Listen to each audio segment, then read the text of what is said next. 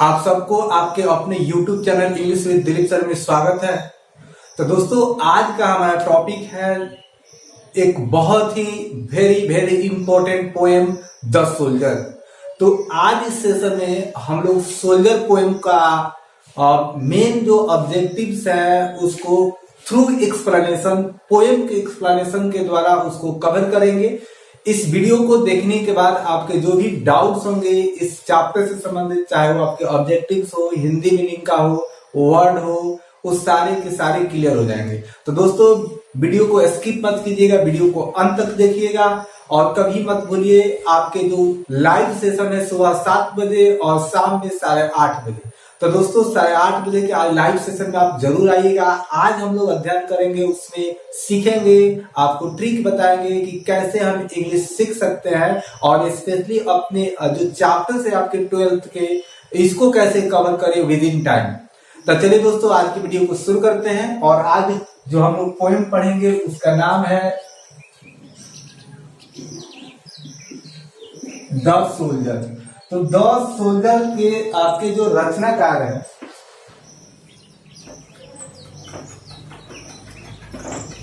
तो the soldier, तो soldier means क्या होता है दोस्तों? सोल्जर मीन्स होता है आपका सैनिक। तो सोल्जर के आपके रचनाकार है। सबसे पहले अब सोल्जर के बारे में अध्ययन कर लेते हैं, इससे भी हमारी परीक्षा में सवाल आता है। तो दोस्तों, कविता जो होता है, कोई सोनेट होता है, कोई बैलेड होता है, कोई ओड होता है, कोई लैरिकल पोएम होता है। तो अभी जो आपका पोएम है यह आपका एक सोनेट है। क्या है दोस्तों? सोनेट। और याद रखिएगा, सोनेट जो होते हैं वो 14 लाइन्स के होते हैं और इन्हें 2 भागों में बांटा जाता है। एक 8 लाइन का होता है जिसे हम ऑक्टो बोलते हैं और एक 6 लाइन का होता है जिसको हम सेस्टेट बोलते हैं। तो याद रखिएगा कि sonnet is also a form of poem. It is of 14 lines and divided into 2 parts, octo and sestet. Octo is of 8 lines and sestet is of 6 lines. तो याद रखिएगा, सोल्जर आपके पूरे 100 मार्क्स में एक ही पोएम है ऐसा जो एक सोनेट है और उसका नाम है द सोनेट। क्योंकि आपके एग्जाम में आता है और ऐसे जैसे मान चलिए कि आपका लिख देगा द सोल्जर इज, ऐसे लिख देगा द सोल्जर इज, ऑप्शन रहेगा आपका ए में हो गया सोनेट, बी में आपका हो जाएगा लिरिक, सी आपका ओड हो सकता है और डी आपका हो सकता है बैलेड। तो आपके लिए जानना बहुत इंपॉर्टेंट है कि सोल्जर क्या है। वो हमारा एक सोनेट है और सोनेट कितने लाइन के होते हैं? तो सोनेट हमारे 14 लाइन के होते हैं, ये याद रखिएगा। तो सोनेट जो होते हैं दोस्तों 14 लाइन के होते हैं और हमारा जो सोल्जर है वो एक सोनेट है जो 14 लाइन का है। अब आगे बढ़ते हैं, तो जो भी इंपॉर्टेंट पॉइंट होंगे दोस्तों आप उसको लिखते चलिएगा, तभी आपका प्रिपरेशन बहुत ही अच्छे से हो पाएगा। अब हम बात करते हैं आपके जो राइटर है, अब राइटर के बारे में। तो जो हमारे राइटर है इस चैप्टर का, उनका नाम है रूपर्ट। तो रूपर्ट ब्रूक इनका नाम है। क्या नाम है दोस्तों? Rupert Brooke. तो रूपर्ट ब्रूक जो है वह एक इंग्लैंड के पोएट है जिनका जन्म हुआ था 1887। 1887 में जन्म हुआ। इनके मृत्यु से एक कहानी है जिसको आप याद रखिएगा, ये आपकी परीक्षा के लिए बहुत ही इंपॉर्टेंट है। तो दोस्तों, होता है क्या कि वह एक बार गोभी पाली के लिए एक युद्ध में जा रहे थे और रास्ते में ही उनको शरीर में पूरा सेप्टिकेमिया हो जाता है, उनके शरीर में विष फैल जाता है। तो जो इनकी मृत्यु हुई थी सेप्टिकेमिया से हुई थी। याद रखिएगा, सेप्टिकेमिया। सेप्टिकेमिया मतलब पूरे शरीर में जहर का फैल जाना। तो उनका मृत्यु हुआ था 23 अप्रैल 1915। 23 अप्रैल 1915 किस चीज से हुआ था? सेप्टिकेमिया। सेप्टिकेमिया से उनके मृत्यु हुई थी। याद रखिएगा, सेप्टिकेमिया से मृत्यु हुई थी। और एक आइलैंड था, एक आइसलैंड था जिसका नाम था लेमनोस। आइसलैंड का क्या नाम था? आइसलैंड का नाम था लेमनोस। और वो जा रहे थे गोभी पल्ली। तो कहाँ जा रहे थे दोस्तों? जा रहे थे गोबी पाली जा रहे थे, गोबी पाली जा रहे थे। किस आइसलैंड पे उनकी मृत्यु हुई? लेमनोस। और किस कारण हुई? सेप्टिकेमिया के कारण, उनके शरीर में विष फैल जाने के कारण उनकी मृत्यु हुई। तो जो भी इंपॉर्टेंट पॉइंट है दोस्तों आप उसको लिखते चलिएगा, तभी आपका प्रिपरेशन होगा। और जो आज का हमारा सेशन है, इसी सेशन पे आधारित कल हम लोग लाइव डिस्कशन करेंगे। आपके जो भी ऑब्जेक्टिव्स होंगे, जो भी डाउट्स होंगे वो क्लियर हो जाएंगे। तो इसलिए आप अपने लाइव सेशन को मत भूलिएगा। कल सुबह 7 बजे जरूर आइएगा लाइव, जिसमें हम इस चैप्टर के ऑब्जेक्टिव्स का और जो भी आपके डाउट्स होंगे उसको क्लियर करेंगे। तो चलिए दोस्तों आगे बढ़ते हैं। तो याद रखिएगा,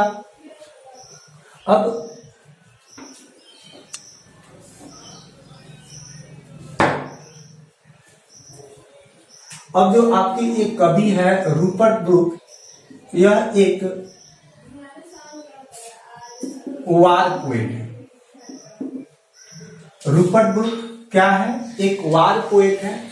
और इसीलिए इस कविता को हम वार पोएम भी बोल सकते हैं। तो सोल्जर को आप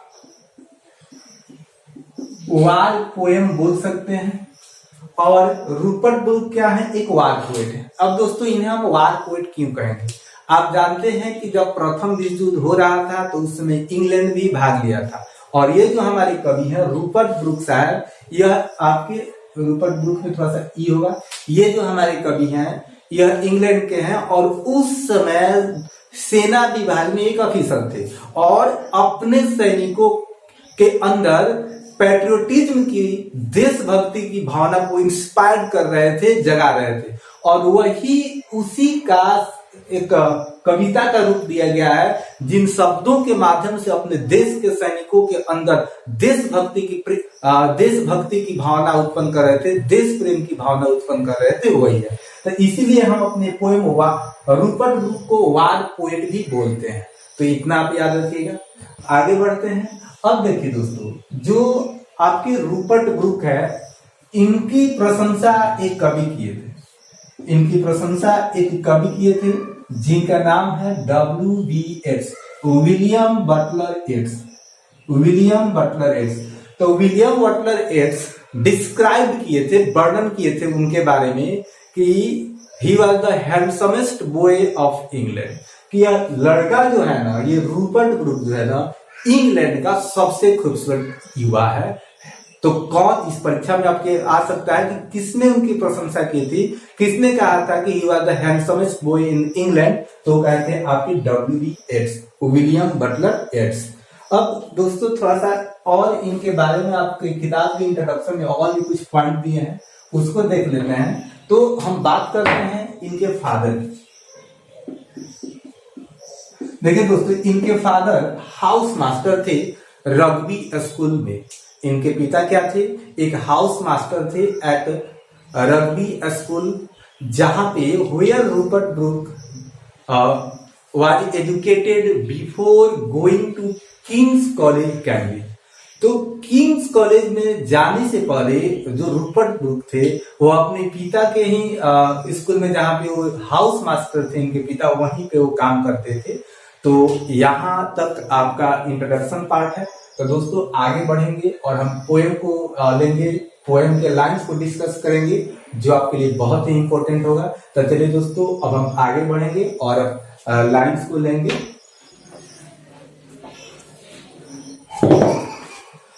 तो चलिए दोस्तों अब हम अपने पोएम के लाइन को देखते हैं। सबसे पहले हम इस वर्ड मीनिंग को देखते हैं जो हमारे लिए इंपॉर्टेंट है। इफ आई शुड डाई, यदि मेरी मृत्यु हो जाए। थिंक मीन्स होता है दोस्तों सोचना। Only this of me that there is some corner. Corner means किनारा या कोना, किनारा। फॉरेन फील्ड, फॉरेन का लेटर दोस्तों याद रखिएगा, यहाँ पे विदेशी से आता है। फील्ड क्षेत्र। दैट इज फॉरएवर, फॉरएवर हमेशा के लिए। England, forever England. There shall be, shall be का यहाँ पे सेंस होगा गा गे गे।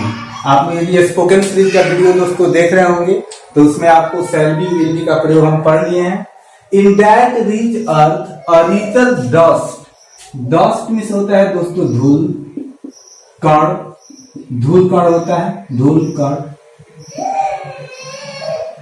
धूल या कण। कंसील मीन्स होता है किसी चीज को अपने में समाहित कर लेना, छिपा लेना, समाहित करना। अ डस्ट होम जिसको इग्नर बोर, बोर में से यहां पे होगा bear, bore, birth, gave birth, जन्म दिया, जन्म दिया। इसको याद रखिए, गेव बर्थ, शब्द, आकार, आकार दिया। मेड अवेयर, सचेत बनाया,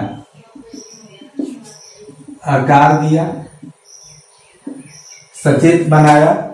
gave once her flowers to love, her ways to roam, ways में से यहाँ पे होगा दोस्तों रास्ता होगा, रोम मिस होता है घूमना। टू मिस यहाँ पे पर्पस बता रहा है के लिए। Body of England breathing, breathe miss होता है यहाँ पे नाउन की तरह बनाया गया है। यहाँ पे एपोस्ट्रोफी एस के बाद जब भी कोई आपका शब्द आता है वो नाउन होता है या नाउन का नाउन जैसा कार्य करने वाला होता है। तो जब भी एपोस्ट्रोफी एस के बाद कोई आपका वर्ब आए तो वो नाउन जैसा होता है सांस, सांस। इंग्लैंड से आप जानते हैं हवा।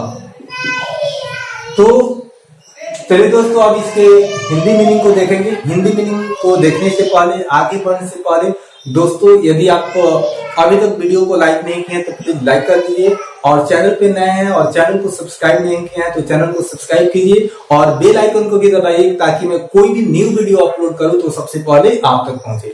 तो चलिए दोस्तों अब हिंदी मीनिंग को देखते हैं। दोस्तों वीडियो को अंत तक जरूर ही देखिएगा।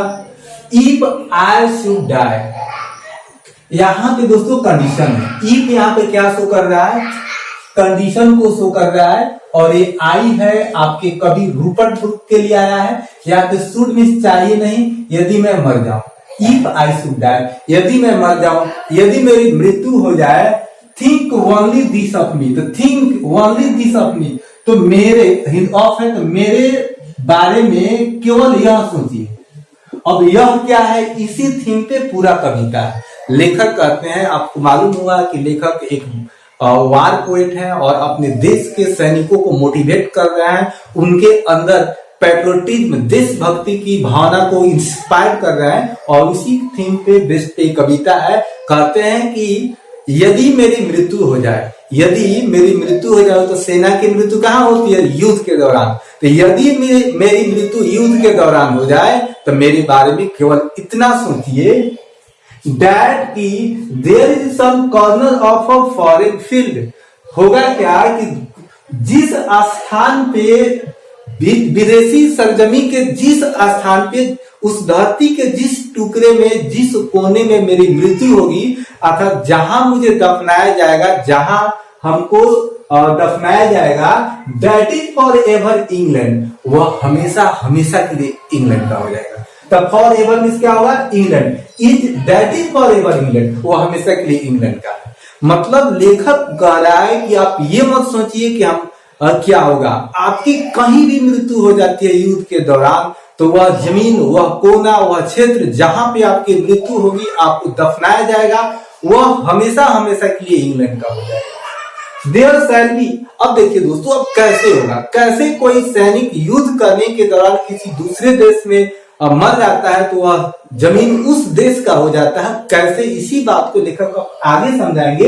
देयर शैल बी होगा इन दैट रिच अर्थ। अब दोस्तों यहाँ पे समझने की बात है, यह अर्थ किसके लिए आया है, यहाँ पे जो अर्थ है वो देश के लिए आया है, उस स्थान पे। इन दैट रिच अर्थ और रिचर डस्ट कंसील, मैंने उस धनी समृद्ध, तो उस समृद्ध देश की मिट्टी में, रिच अर्थ माने उस समृद्ध देश की मिट्टी में, और रिचर डस्ट कंसील, रिच यहाँ पे आपका एडजेक्टिव है, यह आपका पीडी है पॉजिटिव। अब कंपैरेटिव यहाँ पे बनाया गया है, ई याद होता है तो कंपैरेटिव हो जाता है। और रिचर दस कमसिल, रिच माने समृद्ध, रिचर माने उससे समृद्धशाली। तो होगा क्या कि एक समृद्ध देश की मिट्टी में एक समृद्ध देश की मिट्टी क्या हो जाएगी, समाहित हो जाएगी। तो अब दोस्तों एक अनुमान लगाइए, लेखक क्या कहना चाहते हैं। जैसे आप जानते हैं कहीं समुद्र की पानी जा रहा है, कहीं एक छोटा सा उदाहरण लीजिए, कहीं एक नदी का पानी जा रही हो, बह रही हो, और उसी में एक नहर का, कैनल का पानी जाकर मिले, अब वहां से वो पानी क्या कहलाएगा, तो दोस्तों ऑब्वियसली वह पानी आपका नदी का पानी कहलाएगा। और जो नहर का पानी, जो कैनल का पानी जाकर उसमें मिल जाएगा, वहां से कोई नहीं कहेगा कि इसमें कैनल का पानी है। तो जब समृद्ध देश की मिट्टी समृद्धशाली देश की मिट्टी में मिल जाती है, कंसील्ड हो जाती है, समाहित हो जाती है, तो वह मिट्टी, वह देश हमेशा हमेशा के लिए किसका हो जाता है, उस समृद्धशाली देश का हो जाता है। तो लेखक का कहने का अर्थ है जो इंग्लैंड है ना, वो बहुत ही समृद्धशाली देश है, आप चिंता मत कीजिए। और दोस्त अब कैसे, और डस्ट, डस्ट में क्या होता है, धूल कण मिट्टी, धूल, होम जिसे इंग्लैंड बोल। अब देखिए दोस्तों, यहाँ पे जो आपका ये डस्ट है, इसमें लेखक पर्सनिफाइड कर रहे हैं और मिट्टी को एक सैनिक के रूप में शो कर रहे हैं, इसको ध्यान से देखिएगा। डस्ट होम इंग्लैंड बोल, एक मिट्टी, एक धूल, एक कण जिसे इंग्लैंड ने, जिसको इंग्लैंड ने जन्म दिया। बोल, बियर बोल, गेव बर्थ, जन्म दिया, शेप्ड आकार दिया, मतलब उसको बड़ा किया, जन्म दिया, उसको पाला पोसा, बड़ा किया। मेड अवेयर, इतना ही नहीं, जन्म देने के बाद, उसको पालने पोसने के बाद उसको सचेत बनाया, उसमें बुद्धि का विकास किया, उसको पावरफुल शक्तिशाली बनाया। गैव वंस, उसके बाद gave once her flowers to love, और अपने लोगों को उसने अपने फूलों को प्रेम करने के लिए दिया। अर्थात यहां से लेखक थोड़ा सा प्रकृति का, नेचर का वर्णन कर रहे हैं। हर वेज टू रोम, अपने रास्तों को दिया घूमने के लिए। अर्थात हम जिस देश में रहते हैं वहां की प्रकृति में जीते हैं, जो रास्ते हैं उसके चलते हैं, तो जो भी हमारे देश की जमीन है, रास्ते हैं, वो सब क्या है, काउंट्री की है। तो flowers to love, her ways to roam, अपने रास्तों को दिया घूमने के लिए। टू यहाँ पे पर्पस को शो करता है दोस्तों। अब body of England breathing English air, इतना ही नहीं, जो इंग्लैंड की बॉडी है, जो इंग्लैंड के लोग हैं, जो इंग्लैंड का शरीर है, तो शरीर मतलब क्या, जो लोग है, सैनिक है, जनता है, वह इंग्लैंड की हवा में सांसें लेती है। तो जो सांसें भी लेती है वो कहाँ लेती है, इंग्लैंड की हवा की सांसें लेती है। तो दोस्तों अब हम आगे के जो लाइन्स है उसको देखेंगे। दोस्तों आप वीडियो को स्किप मत कीजिएगा, वीडियो अच्छा लगे तो प्लीज लाइक कीजिए, कमेंट कीजिए और ज्यादा से ज्यादा शेयर कीजिए। तो चलिए दोस्तों अब हम आगे बढ़ते हैं, देखते हैं जो बचे हुए लाइन्स हैं इनको कवर करेंगे एक ही वीडियो में। आज हमारा ये सेशन पूरा समाप्त हो जाएगा। तो and think this hot all evil means आपका होगा बुराई। शेड अवे, दोस्तों जब शेड आपका नाउन का काम करता है तो घर, या आप इसे बोल सकते हैं ओसारा, घर या ओसारा बोल सकते हैं। लेकिन यहाँ पे नाउन का काम नहीं कर रहा है दोस्तों, वर्ब का काम कर रहा है। तो यहाँ पे शेड अवे मतलब निकल जाना, बह जाए।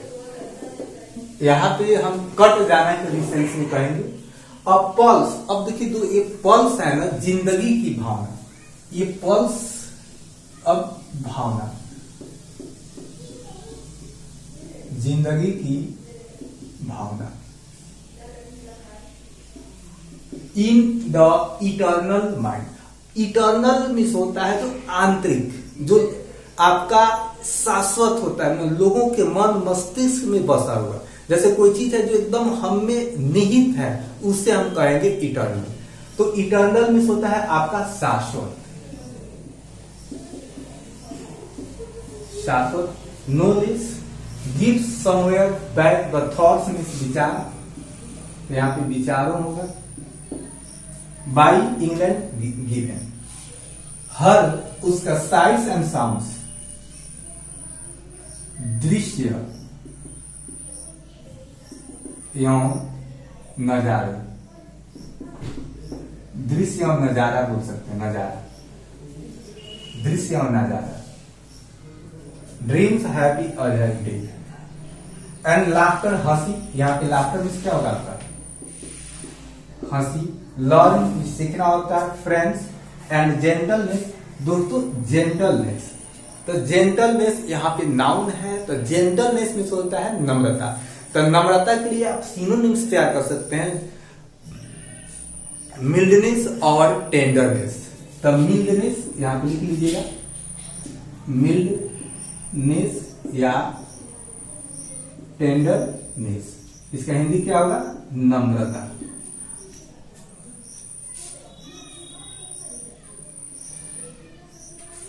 पीस, शांति, अंडर के इंग्लैंड है। तो चलिए दोस्तों इसकी हिंदी को देखते हैं। तो लेखक अब वहां पे कहते हैं कि आप ये सोचिए कि यदि हमारी मृत्यु युद्ध के दौरान हो जाती है तो वह धरती, वह मिट्टी हमेशा हमेशा के लिए इंग्लैंड का हो जाएगा।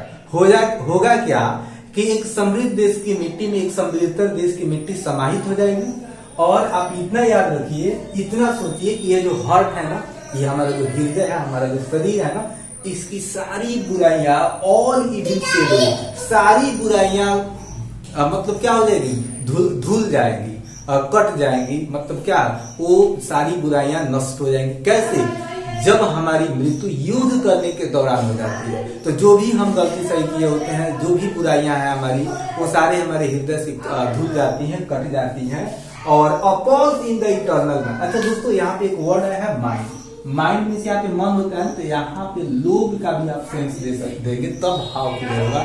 तो लोगों के मन में, इन माइंड, तो लोगों के मन में एक शाश्वत, एक जो पल से जिंदगी की जो भावना है ना, उनके मन में बैठ जाएगा। तो लोग हमेशा हमें याद करेंगे, उनके भावना में, उनके जिंदगी में, उनके आंतरिक मन में, लास्टिंग फॉर एवर, हमेशा हमेशा के लिए उनके मनों में, दिलों में जिंदा हम रहेंगे। कब, यदि हमारी मृत्यु देश के लिए लड़ते हुए हो जाती है। और gives somewhere back the thoughts by England given. और ये भी याद रखिएगा, जो भी हमारी विचार है, सोच है, ये शरीर है, आत्मा है, बॉडी है, ये सब चीज तो इंग्लैंड का ही दिया हुआ है, ये सब चीज तो अपने देश का ही दिया हुआ है। इसलिए आप इतना याद रखिएगा, यदि हमारी मृत्यु इस देश के लिए लड़ते हुए हो जाती है, तो हमारी जितने भी इस हृदय की बुराइयां हैं, पाप है ना, सभी बह जाएंगे, सभी कट जाएंगे, धुल जाएंगे। आगे बढ़ते हैं दोस्तों, कहते हैं कि her sights and sounds dreams happy as her day. उसके हर यहाँ पे काउंटर के लिए आया है, उस इंग्लैंड के लिए आया है। साइट्स एंड साउंड्स, उसके जो दृश्य हैं और नजारे, ऐसे साउंड में तो आवाज होता है दोस्तों, लेकिन साइट्स एंड साउंड में दृश्य और नजारे, जो वहां की खूबसूरती है, dreams happy as her day, तो वही तो वहां की सपने के दिन है, सपने के दिन जैसे हैं उसके लिए।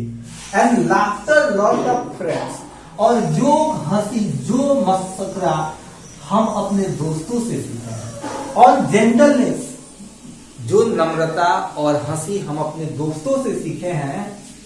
इन हार्ट्स एट पीस, वो और हृदय की जो शांति है ना, जो आत्मा की जो शाश्वत, जो हमारा ये शरीर है, इसके हृदय की जो शाश्वत हमारा आत्मा है, उसकी हृदय की जो शांति है ना, वह सिर्फ इंग्लैंड के हेवन के अंदर, इंग्लैंड के स्वर्ग के अंदर ही है।